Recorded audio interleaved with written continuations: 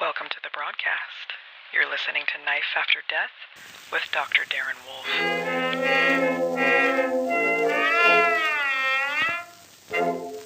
Say, did you ever hear the saxophone let out an awful moan, let out an awful groan? It makes you feel so nervous, yet it's great.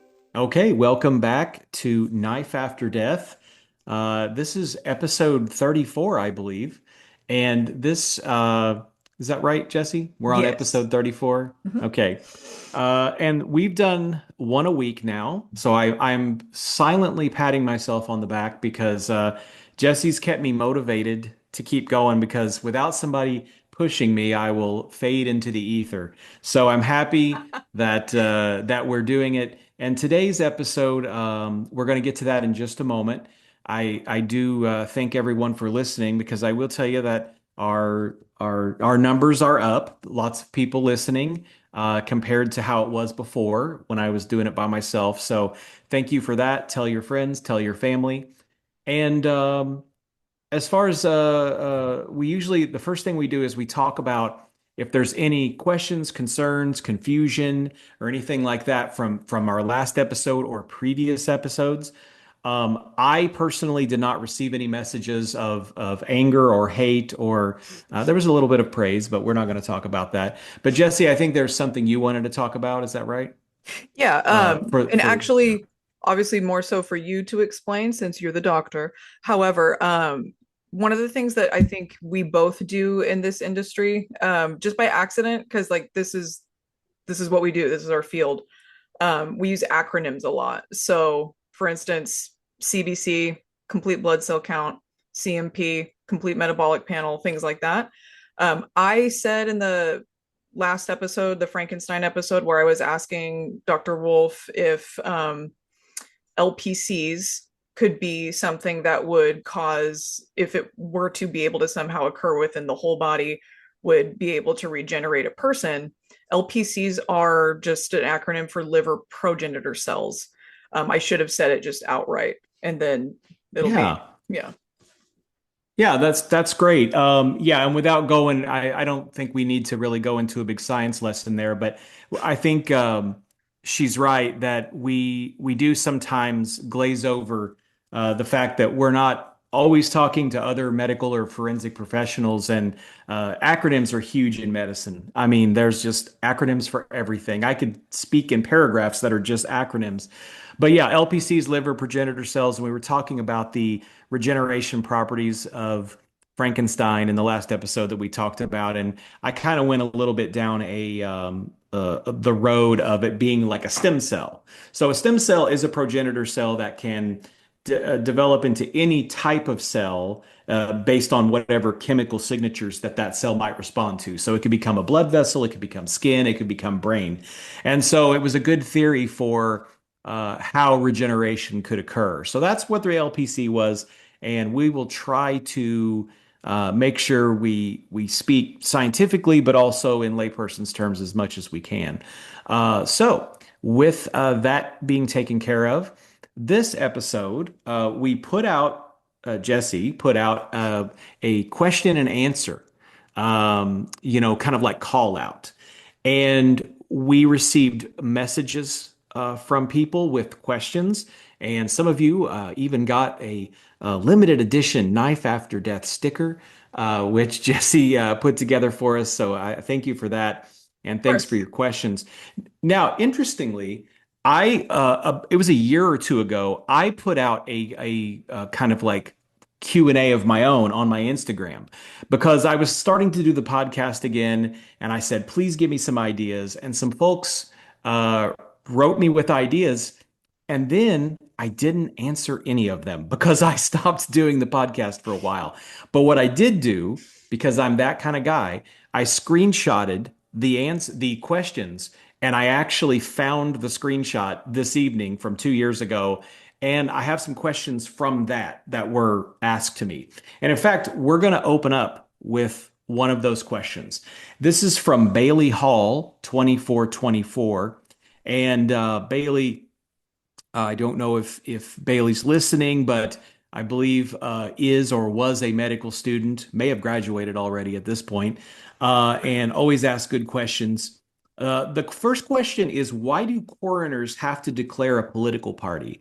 And it's an excellent question because from an outside perspective, you're looking at a death investigation. So what should be political about investigating death? It's science at that point. Well, and without going into a full 2 hour lecture on why coroners exist at all, I'll give you a really brief overview. The coroner comes from, the old English system from hundreds of years ago, where when somebody died, that person's property was the property of the crown or the king. And corona means crown. So coroner was someone of the crown who was sent to go to a person's property if they died and would collect everything to take it back to the kingdom, and it became property of the kingdom. So the coroner back then wasn't necessarily doing like forensic autopsies like we do now. They were more of a legal, and I guess you could say they were a political representative of the king or queen, whatever the case may be. And I think from that, it sort of, passed down, trickled down through the ages that it is a political position. So I will also say that in this country, in the United States, because I know we have listeners from all over the world, which is kind of cool actually. But in the United States, we have two systems of death investigation, the medical examiner system and the coroner system. Now, I will say that there are some states that have a mixed medical examiner and coroner system. And California's got a different, is it a different title for theirs? It's like It's coroner, still sheriff, it's and still a medical. sheriff coroner system here. Yeah. Yeah, yeah. Yeah. So So, well, the point is, and without having to talk about all 50 states, because everybody's got a little bit of a different take on it. The medical examiner system is a system through the government of that state that appoints, medical examiners, forensic pathologists, and people who can serve as death investigators. And it's very much a government hired position. Whereas in the coroner state, the coroner is elected to usually per county, and then that coroner will contract with forensic pathologists to do their work. Generally, coroners do not do autopsies, but they do have to declare a political party because they are elected. And the way that I've seen it done is usually because the political party doesn't really matter, it's not going to really change the way you do death investigation. The people that run for coroner usually just pick the party that wins in that county every time, and that's their party. So, yeah, that's pretty much how it's done. Um, and in my state, Indiana, it is a coroner state. So there are 92 counties and there are 92 elected coroners. And then those elected coroners can contract with uh, whatever pathologist they want. Some of them contract with me and some of them contract with other people. But the bottom line is truly the political party doesn't really matter other than it's a means to get elected.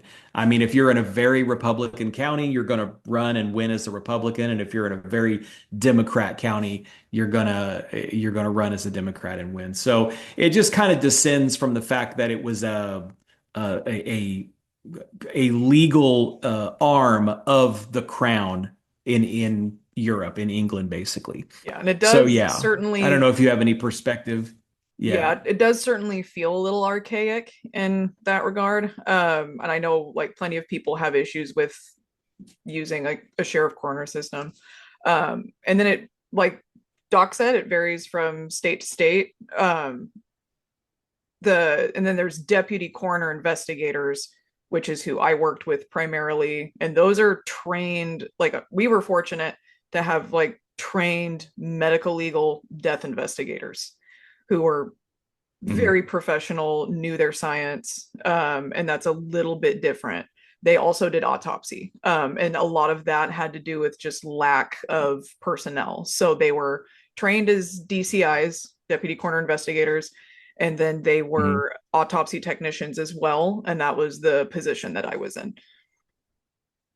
Mhm. Cool. Yeah, it's interesting. You use the term archaic, and I don't think that people would disagree with that at all. I think the way that it's looked at is the medical examiner systems are more uniform and systematic with how they do things, and the coroner systems are it's an older system where counties operate very differently. I mean, I've worked in my state in multiple, I've probably worked for 30 or 40 of the counties in my state, and every county has a different twist on how they do things and also budgetary concerns. Now, I can't speak with a lot of experience about medical examiner state systems, but I think the money is probably a little more evenly distributed in medical examiner systems versus in the county. I mean, if you live in a county that's only got 12,000 people in it, you're just not going to have access to as much staff and as much money and as much resources as you might living in a county with 1 million people. And so that's the difference. And I do think that that goes back to why is it a political position? Because there is a lot of that kind of political, wrangling where you have to petition, your county commissioners to get more money from the state, and the state determines, how much money you get per county and stuff like that. So yeah, it's kind of an interesting thing. A lot of people don't realize that.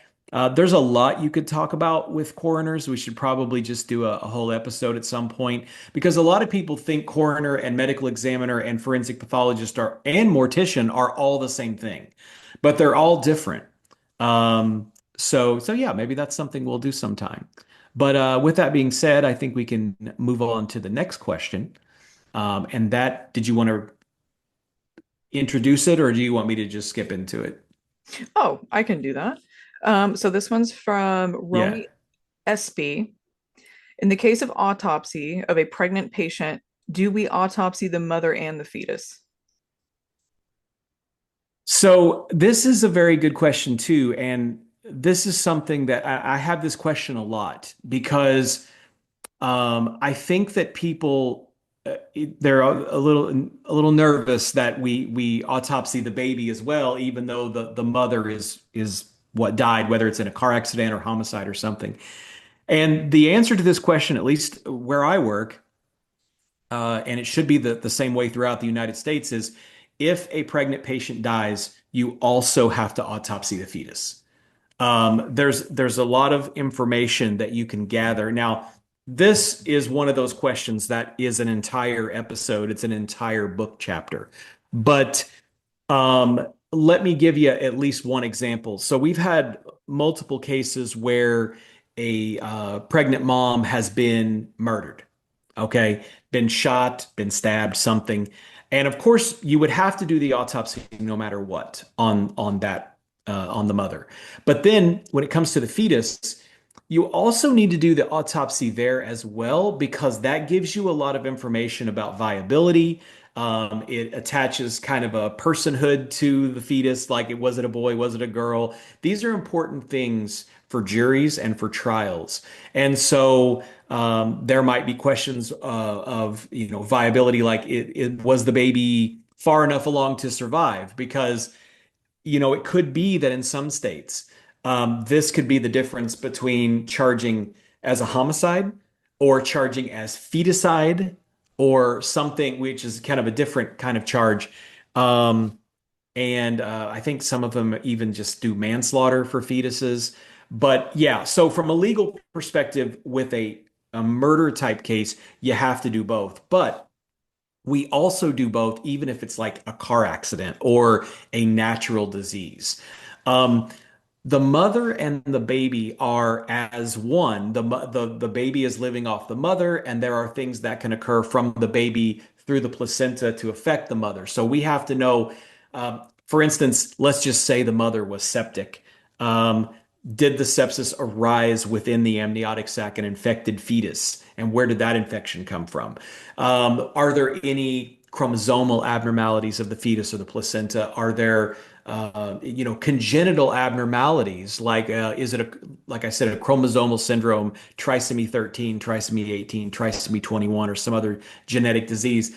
Because all of these things are important to know as they interplay between the mother and the fetus is kind of one health unit, but also separate health units. Also, we always have to remember that there are other people involved. There are maybe other children of that mother, and they need to know the health history. The father of the child. Just it's important to obtain closure for the family, other loved ones. But like I said, medical history and just getting the story right. Better to say if you didn't do the fetus, you are leaving out you're doing a big blank space there that could help you actually determine what happened. If you don't do it, it's like having an algebra equation with, you just have a missing variable. So yeah, we do autopsy both the mother and the fetus. And I will say, thankfully, this is not incredibly common. I only have a couple a year. And thankfully, most of them are just natural. But I have had murders. And Jesse, what's your experience with this? Have you had many of these? So the vast majority of my experience has been children who were already born. 3 months was the youngest I did an autopsy on. Mm, And that one, okay. unfortunately, that was due to a combination of neglect and drug abuse, substance abuse, methamphetamine. Hmm. But there was a couple we did where I remember tox was super important for both mom and fetus on those cases. I Right. will say statistically, murder is the most common cause of death to a pregnant woman. If anybody was Hmm. unaware of that, that seems horrible, but that's the truth. Yeah. Well, I had a run on those where I just couldn't believe what was happening. When I was working in the big city, I felt like most of the pregnant patients I had were murdered. I Yes. mean, there was, for whatever reason, that is an absolutely true thing that you said. And I just kind of thought, gosh, is this just regular? Am I going to keep seeing this? And as I moved to other communities and worked in smaller communities, I found the causes of death to be less murder, but more accidental deaths, Yeah. car accidents and things like that, and certainly natural deaths. Hmm. You know, and the other thing is I want to say about that is you don't when you have the mother there to do the autopsy, you don't sometimes know the cause of death. And the cause of death you have to have the placenta, you have to have the baby to see if that played a role somehow. Preeclampsia, you have amniotic fluid embolism. That's another big one. In fact, I can remember this is one that scares people a lot. And I don't know if you've ever had an amniotic fluid embolism case, but for some reason, I have had multiple of them, and they are pretty uncommon.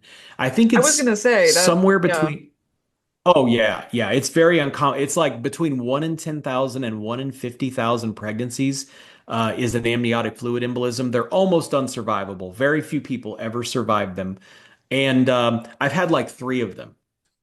And so one year, three or four actually, because one year I had two within like a month of each other. So I think to myself, oh, this will be a good topic to talk about. I'm going to make a TikTok video. And, it was informational. It wasn't me dancing or something. But I made a TikTok video. Yeah, I know. I know. Because I always like to talk about interesting topics that people don't know very much about. And I said, okay, amniotic fluid embolism is going to be a great case to talk about. So I get on there and I talk about this amniotic fluid embolism. And it's just very simple, like Robin's pathology, basic stuff, talking about like, the statistics and what happens. And unfortunately, like I said, almost all the mothers that I've heard about, have died from this. I mean, the mortality's got to be like at least 75% or something. Anyway, long story short, people lost their minds. I mean, I think that video had like 500,000 views in under an hour because people were sharing it and panicking. And so all of these ladies were panicking. They were like, oh my gosh, I'm pregnant. And now I am terrified. Oh my gosh, my sister's pregnant. Now we're all terrified. We're all freaking out. These people were freaking out so much that I actually took the video down. And I have never made another video about amniotic fluid embolism because people were panicking so much. And I get it, because unfortunately, if you have it, if you are having symptoms for it, there's not much you can do. You're kind of it's not going to turn out well probably. And I Right. realize that maybe that's not the best thing to talk about. To be like, "Hey, by the way, here's a condition that if you get it, you're in big trouble and there's not much you can do." But yeah, that's one of those things where, and I just happen to have more experience with that than a lot of people. I don't know why I've had so many of them, luck of the draw or whatever. But you can actually see squamous cells from the baby inside of the lung of the mother. And what that does is it triggers a thrombotic reaction. And so they have like tons of clots all at once. And of course, you're going to go into acute respiratory distress and you're going to die, short order, really. I think there have been a few people around my area that survived it, but it's a scary disorder. And so, yeah, anyway, back to the question. The point is, you do have to do both for that. So, with that being said, I think we can probably just move on to the next one, which I believe this is more directed for you, I think. Oh, okay. Let me see. Yeah. This is from Marin Duncan. What are the wages like as an autopsy tech? Can one make a living? This one is actually, I have so many thoughts on this because anytime that you're Yeah. a lower level medical professional, so medical assistant, um, autopsy technician, those are just two that I've been in. It kind of just depends on the generosity of the company that's hiring you, to be honest with you. But typically, no, I would say that neither of those positions are ones that you can make a living off of, at least where I'm from. I live in Northern California. Um, and then honestly, like I've applied for autopsy technician positions in bigger cities like Los Angeles, and the wage does go up, but the cost of living negates that. So to me, Mhm. being an autopsy technician is, even though I love it, it's more of a stepping stool to try to get to, a place of higher education, even though I think that, just being I using air quotes, just being an autopsy technician is fine. I love it. I love autopsy. So, when I got my internship position, and be tenacious, like people that work in death, I don't think that they have a lot of people like kicking down their door to come do that job. So a lot of what we do, especially when we're just starting out, I don't know what your experience is, Doc, but I basically I kept going into the coroner's office every single day, just asking like if there was an opening, and eventually there was, and the lieutenant called me and he was like, "Hey, come in for an interview. I know you know where the office is."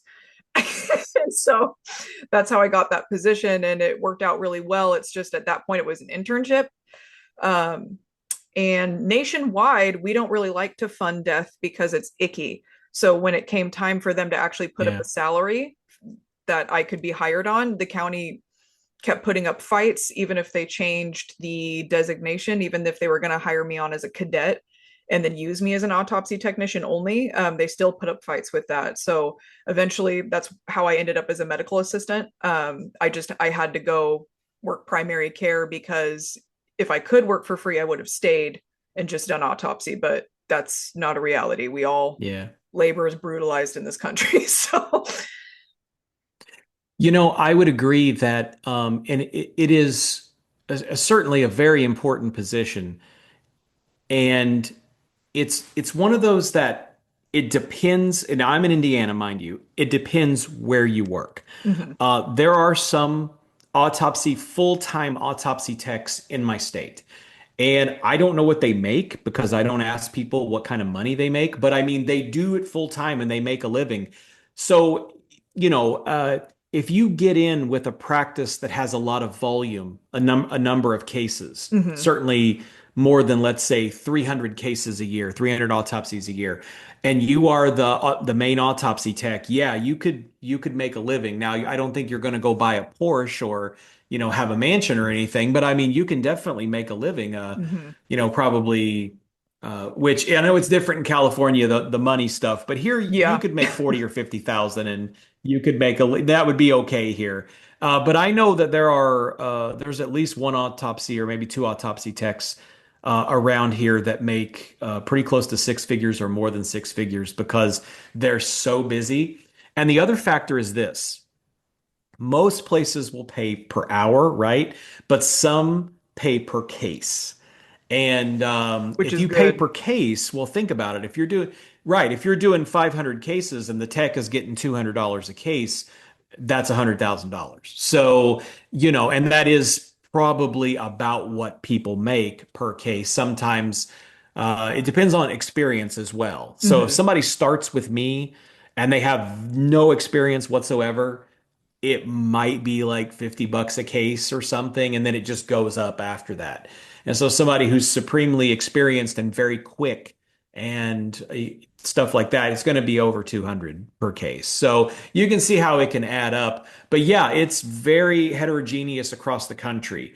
You've got high volume areas, low volume areas, per hour areas, per diem areas, and then of course per case. Per case is going to be the best way. So the odds of being able to make a living, I would say, are fairly low, but they do exist. Those Yes. jobs do exist.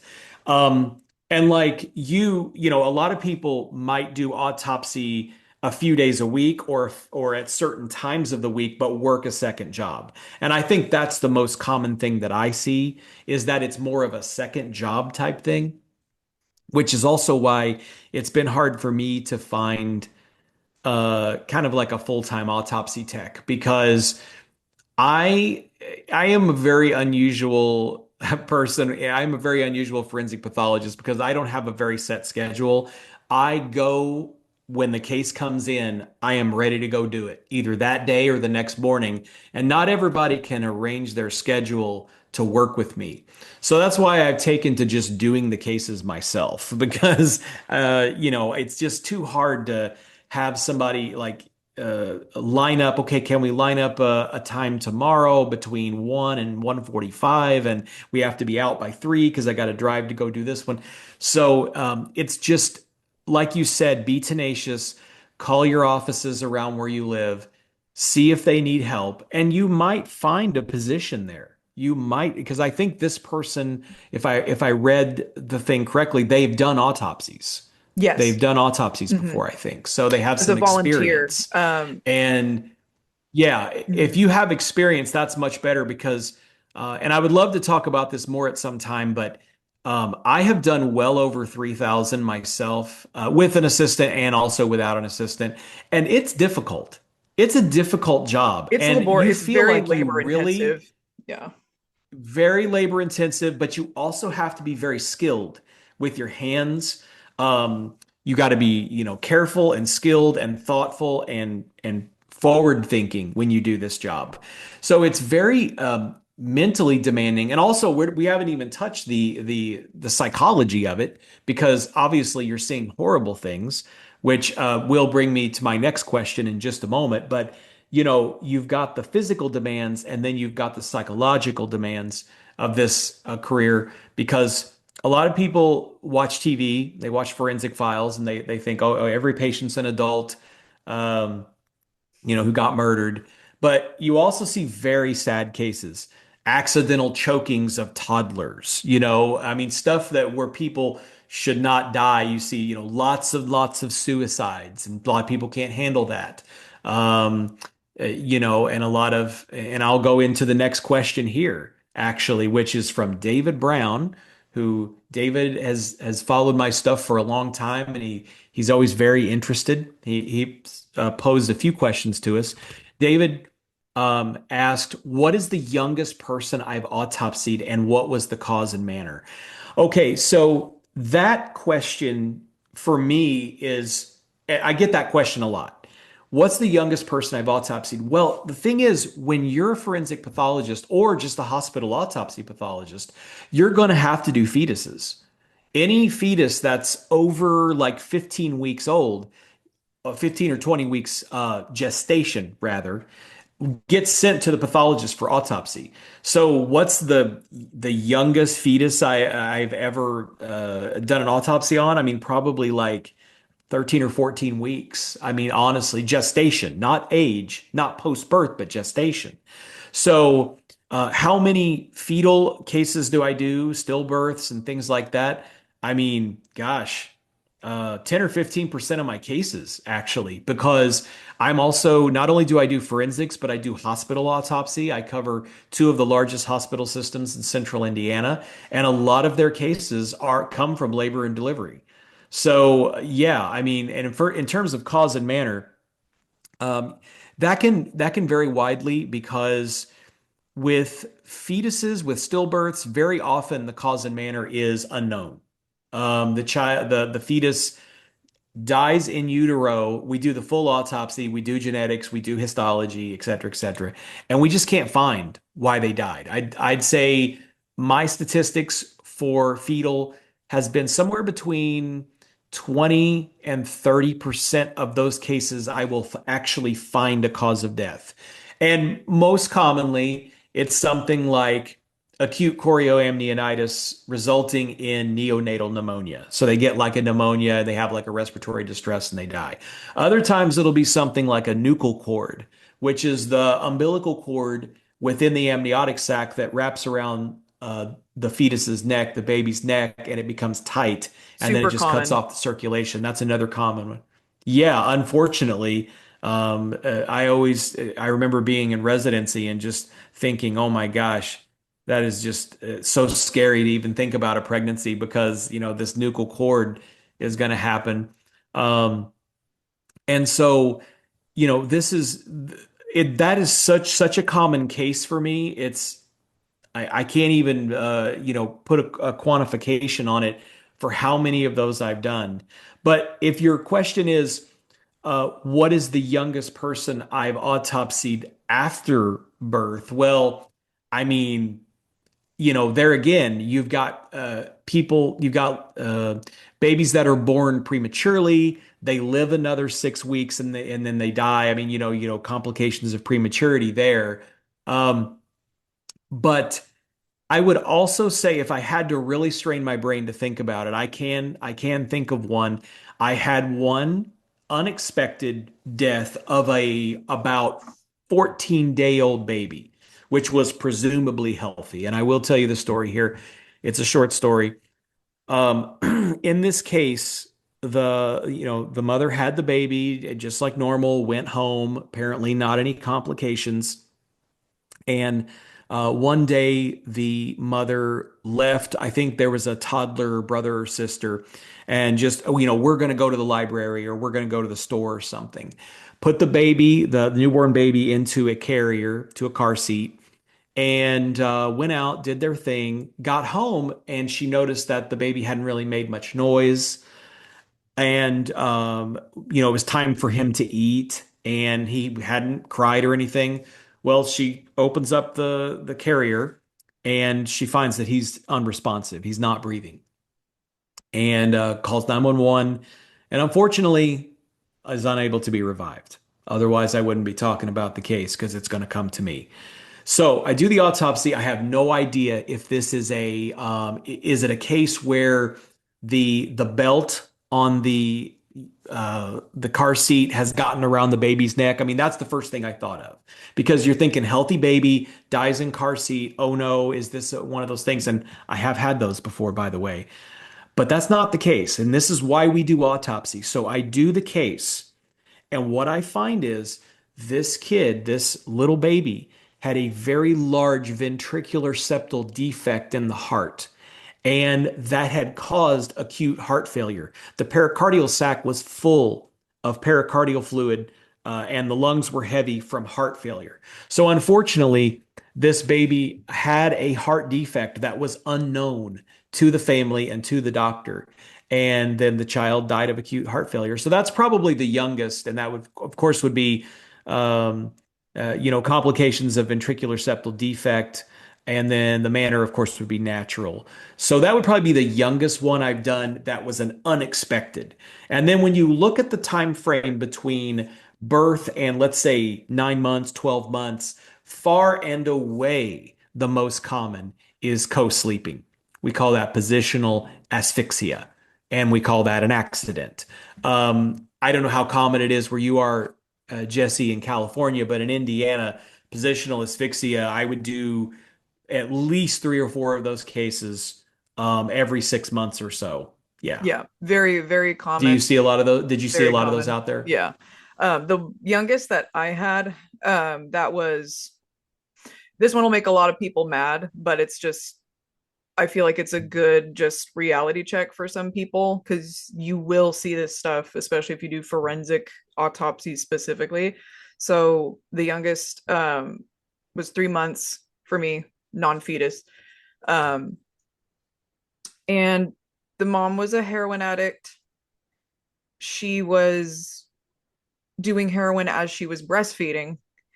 The Mm, baby dropped from her breast and got pinned between her leg and the couch and suffocated. hmm And actually, they had transported the child originally to the hospital, and that's where we normally we don't like that. We like to be able to document a scene as best we can without anything being untouched, but hmm occasionally, due to like revival, trying to revive somebody, they will, you know, transport to the hospital. So we went to the hospital.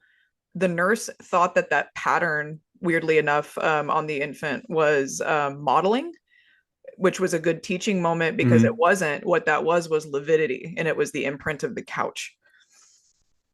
Oh yeah. hmm Yeah, and just as a and this is actually a very good point because I know that I have death investigators that listen to this podcast, deputy coroners, people who want to go Mhm. into the field. Always pay attention to the lividity pattern at the scene. Yes. If Yes. if the baby's transported or not transported, take photos immediately because that lividity pattern will change once the baby is put into a body bag. And this actually goes not just for babies, but for anybody.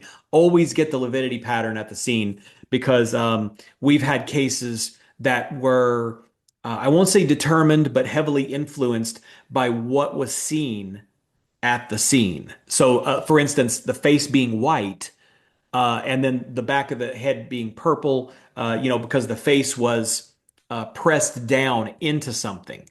Usually, it's something like a parent has rolled over onto the baby and it's pressed the blood out of their face. And so they have like a white area around their nose and mouth. We call that contact pallor. That's the actual forensic term for that.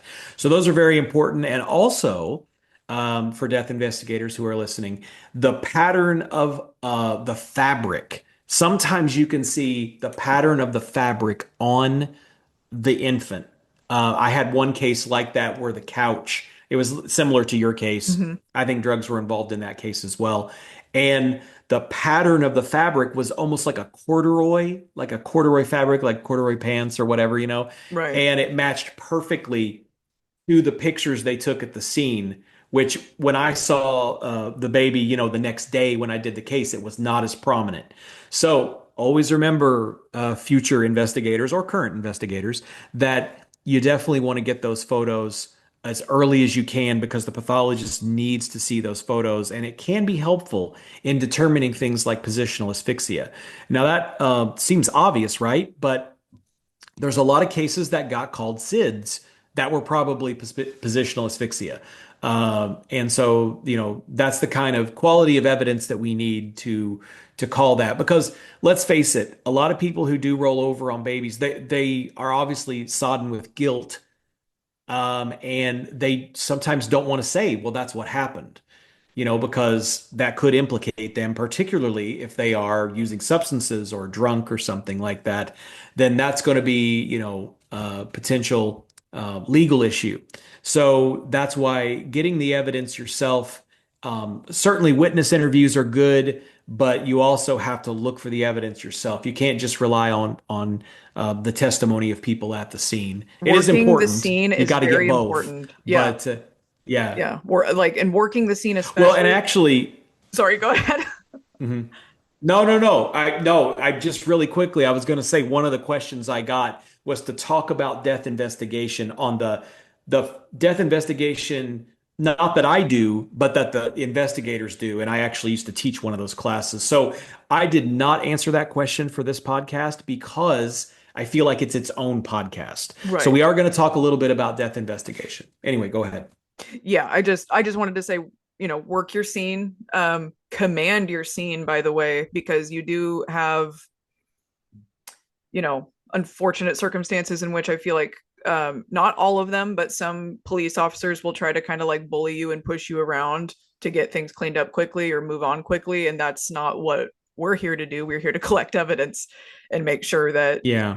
that can be used in court if it needs to, whatever comes of that, and just be documented appropriately.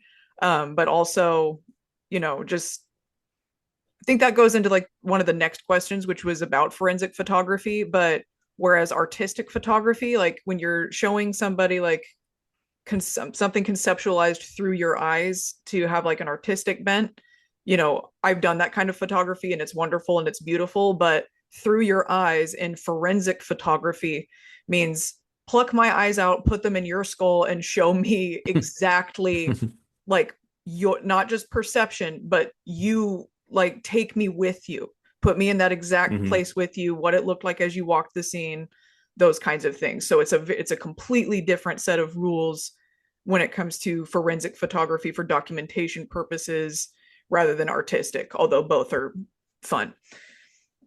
Yeah. Well, actually, and on that note, I wanted to say that we are going to talk about there were some questions on forensic photography, and we had a number of questions that we are not going to put all in this podcast. We will be pushing some of them to another. We're going to have a part one and a part two Q&A. We've got one more question we're going to answer in this particular podcast, and then in the next one we will answer some of the other questions we were just talking about with the forensic photography and some other things. So, and also I wanted to say that we are paraphrasing the questions. These are not word for word necessarily from the person. We want to make sure we get that right. So if you listen to it and you say, that's not exactly what I said, it's because we're just paraphrasing a little bit. So, but yeah, with that being said, we could talk about that a lot. I love that death investigation stuff. Me too. Um, and maybe, actually, I may be trying to figure out how to teach that online so that you guys can come and watch those maybe at YouTube or something. By the way, my YouTube's Knife After Death, just like this podcast. We'll do more of that social stuff toward the end. Now, we do have one more question here I wanted to talk about. And this one is from Ariel S. Okay. And this one is, what's the worst TV show when it comes to forensic accuracy?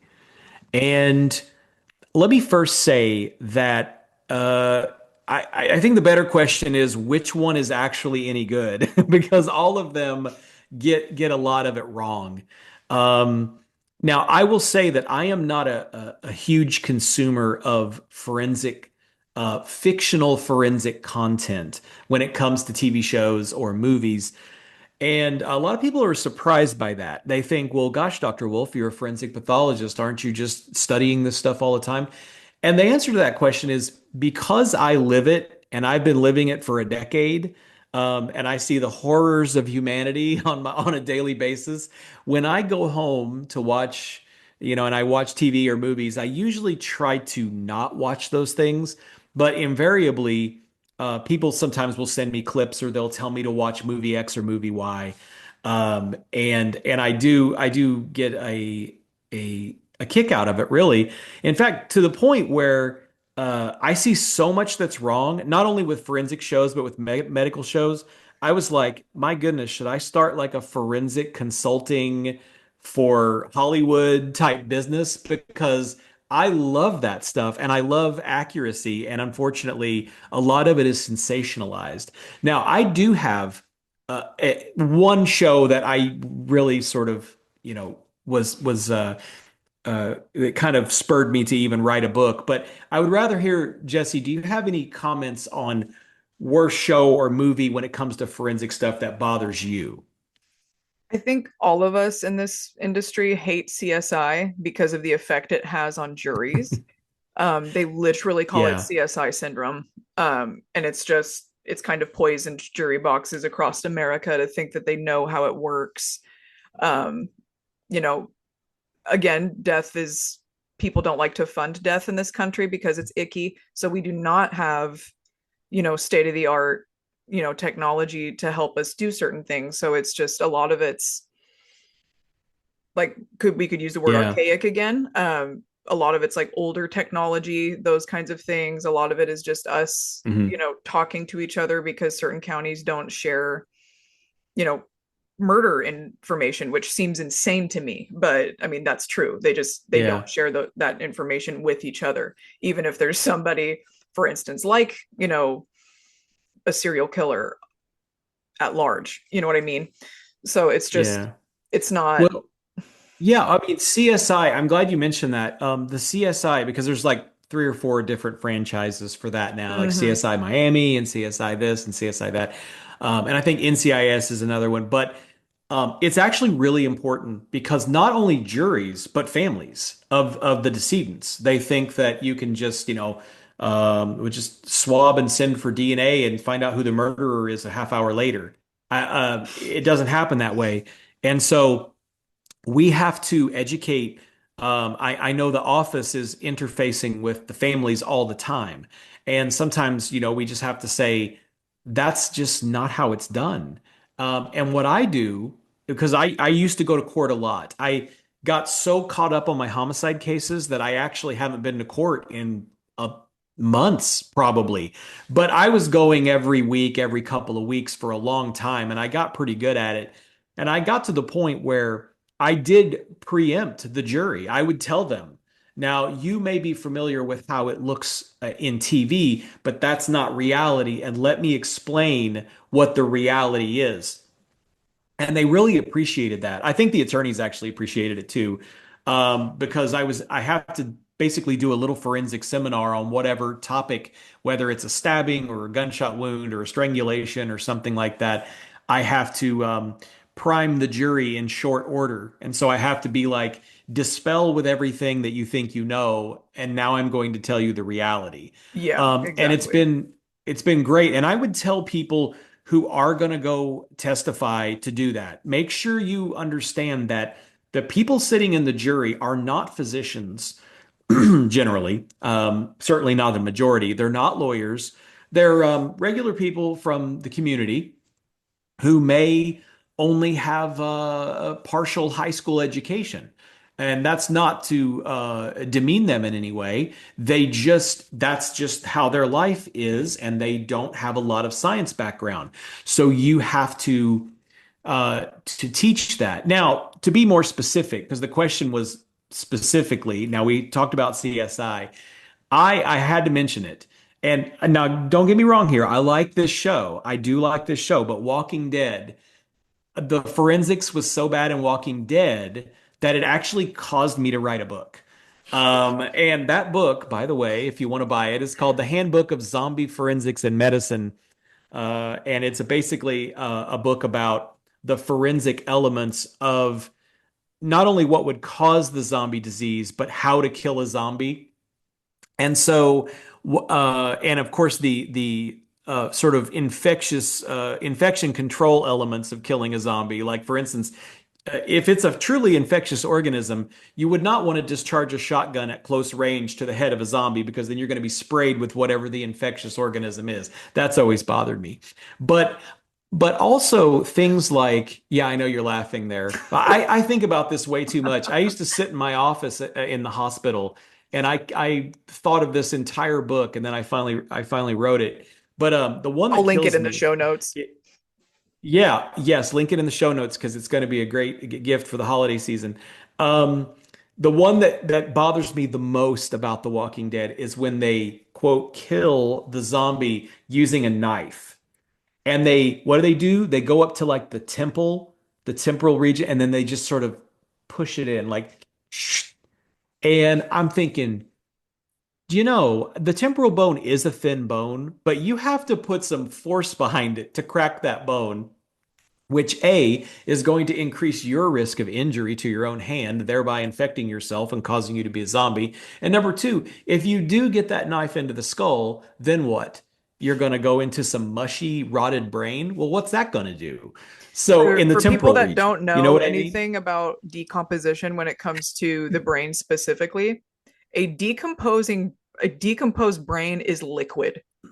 It's not like Yeah. soft and gushy, it's liquid.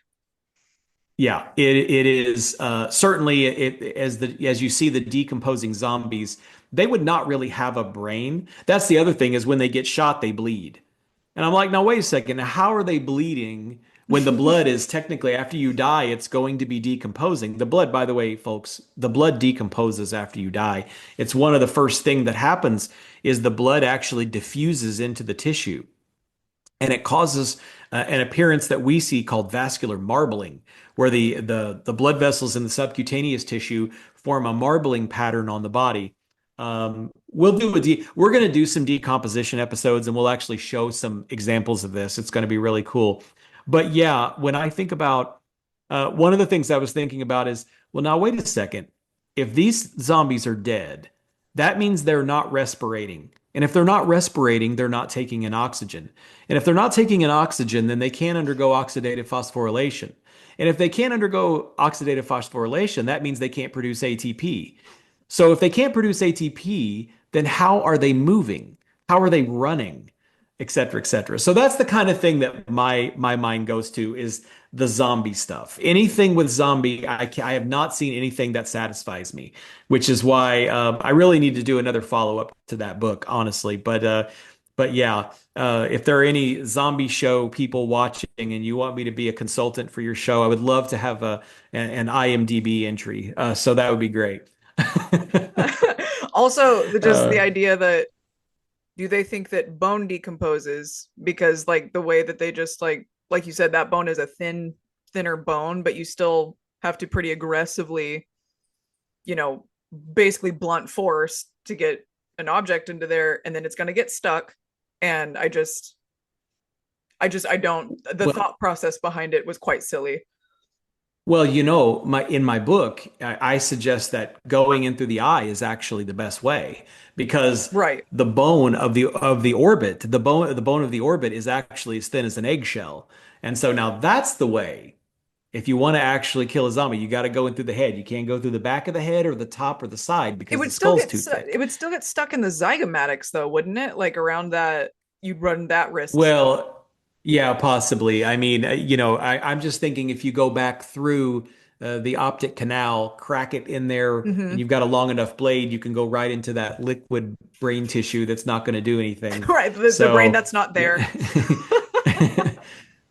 I really think I really want to. I wish I could write a fictional account of sort of a zombie apocalypse where they have to deal with these issues, where they have to actually say, well, wait a second, now the brain is liquid, so just stabbing them in the head, shooting them in the head's not going to do anything. Could we We got make to a do something silent film more. together that's just nothing but those complications? I mean, I think it would be great. It would be I think it would hilarious. be it would be a great comedy. Yeah, I mean, not since Shaun of the Dead has there been a great comedy zombie movie. So, definitely I'm thinking about it. Anything else on that topic, Jesse?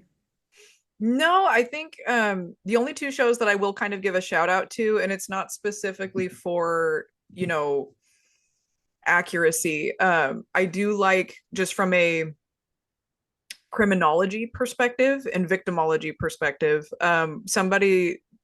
Somebody actually asked me this, and it wasn't necessarily for this episode, but they were saying, you know, I think the term victimology is misrepresented because it doesn't mean that you're studying a victim to somehow place blame upon them for the crime that they suffered.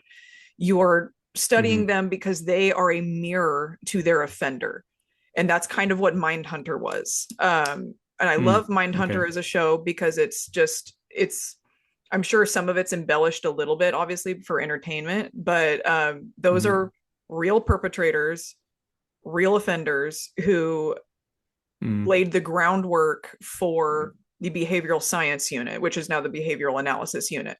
But Mhm. that's a little easier to do because, you can actually talk to prosecutors that worked, profiles that worked those cases. And I feel like that's a really good one in terms of like if that's something that you're interested in, because they do get into the nitty gritty of it enough to where you can kind of get a feel for the horrors that you will be subjected to if you choose to study humans like this. And it's very Mhm. interesting too if you just like psychology. So there's that one. Bones, I give somewhat of a pass to because it was written by a forensic anthropologist. I don't know how much control she had over like the writing in the show itself. Some of it can be quite cringy. However, it is like a soft core, like I use to kind of, I Yeah. showed it to my little sister, and now she wants to go into like ballistics, which Oh, I'm thrilled with. But yeah. I think it is a good show just in the sense that it does show some level of like the collaborativeness you have to be able to solve crimes. Like it's not just one person Right. doing it. So in that regard, I think that's a good show. Well, my homework is going to be I'm going to watch these that you've mentioned and some of these others that I haven't seen. And I think for future episode fodder, we can actually go through some of these shows and movies and talk about, what we liked or didn't like about them. Yeah, I would I love to think talk that about would actually Mindhunter. be yeah, yeah. Well, if I get some time, I'll definitely check it out. Well, thanks for your input on that. I know that I'm sort of a little bit of a curmudgeon when I'm watching anything with forensic in it. I'm like, oh, come I can on. be They too, for did need, sure. I do. I imagine anybody that's sitting with me watching is like, dude, you just need to calm down. It's not that big of a deal. But I'm such a stickler for detail that what was that movie we reviewed? We talked about. Was it Reanimator? Yes. In the podcast that we Mm-hmm. did Mm-hmm. before on your podcast Yeah. from a few years ago. Now they clearly those folks had asked a forensic pathologist. You need to review these scenes because they were dead on the Those color and opening the scenes of that dead body, yeah and I know that you said it yeah too, we were both convinced for a few minutes that that was a dead person. I yeah legitimate like the exactly lividity, like the livor mortis was so perfect, that coloring, yeah. like I was just like that is a dead body. Like, It was so good. It was so good. And that is a movie from what, 85, yeah, 84, in the something like 80s. that. So Hmm. people, they got it right, back then. But one thing I always kind of wanted to do was to go back and watch like Quincy episodes you remember from the 1970s, I Quincy? like Quincy. My grand, I used to watch it a little bit, like when my grandma used to watch that out, and I used to go to her house and I would sit there and I had no idea what it was about. But now I do that job. I would love to go back and see like 50 years in the past, like how accurate were they? We might do some episodes now and then. Jesse and I are interested in entertainment type stuff, so we're going to have a little bit more of an entertainment bent on some of these podcasts. I am But forever at any heartbroken that rate, Quincy and Columbo never had a crossover episode. a crossover episode, yeah, that would have been a good one, I, wouldn't I it? would have loved that. Um, So with that being said, we wanted to kind of do a little bit of a shorter episode because we're going to have to split the Q&A into two episodes. And so this is episode one. If you didn't have your question read, don't worry, we're going to get around to it for episode two. And but thanks for listening. And please, as always, go ahead and send us questions, comments, or concerns. And a reminder on social media, Knife After Death at YouTube, The Dead Letter at TikTok, Instagram, and Facebook. And then we also have an Instagram for Knife After Death where we've been getting questions there. And also Jesse will put up some images if they are pertinent to some of the things that we've talked about for our episodes. So always go check there, follow there, tell your family and friends, and we'll keep going. We're gonna have more giveaways too, so stay tuned for that. Anything else, Jesse? I think that's it for this episode. This one was pretty simple. Okay. Mhm. Fantastic then. Well, then we'll just wrap it up and we will talk to you next time. Thank you. Say, did you ever hear the saxophone let out an awful